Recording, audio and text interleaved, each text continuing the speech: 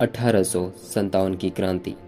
भारत में ब्रिटिश सत्ता की स्थापना के लगभग 100 वर्ष पूरे होने पर ब्रिटिश शासन के खिलाफ एक व्यापक विद्रोह हुआ, जिसे इतिहास में 1857 की क्रांति के नाम से जाना जाता है।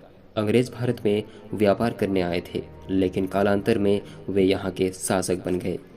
इस विद्रोह को भारत का पहला स्वतंत्रता संग्राम भी कहा जाता है। 1857 ईस्वी की क्रांति के कारण। 1857 का विद्रोह कोई अचानक भड़का हुआ विद्रोह नहीं था, बल्कि इसके पीछे राजनीतिक, आर्थिक, सामाजिक एवं धार्मिक इत्यादि कारण जिम्मेदार थे, जिसने विद्रोह के लिए जमीन तैयार कर दिए। राजनीतिक कारण। अंग्रेज के साम्राज्य विस्तार नीति से भारतीय राज परिवार व्याकुल हो उठे।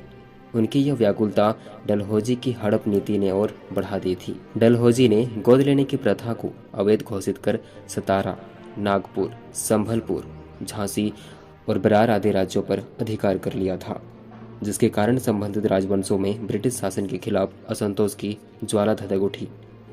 अंग्रेजों ने कुशासन का आरोप लगाकर अवध को अपने राज्य में मिला लिया था।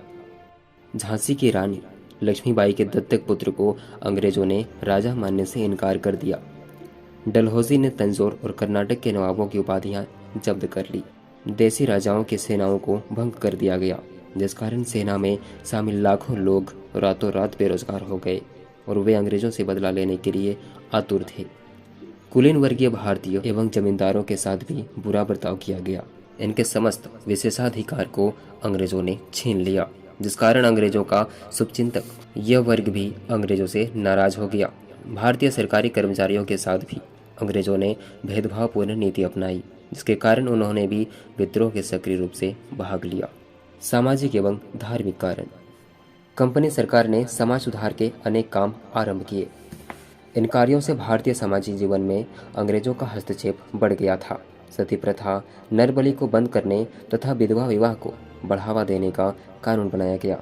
यद्यपि ये कानून भारतीय समाज के लिए हितकर थे, लेकिन रूढ़िवादिता के कारण भारतीयों को लगने लगा कि अंग्रेज भारत में अंग्रेजी सभ्यता का प्रचार करना चाहते हैं।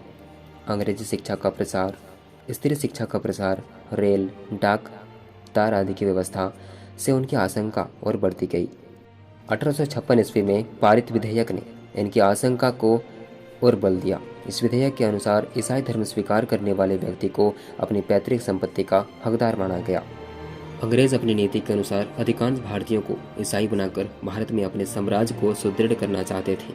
इसी कारण वे ईसाई धर्म स्वीकार करने वाले को सरकारी नौकरी, उच्च पद एवं अनेक सुविधाएं प्रदान करते थे।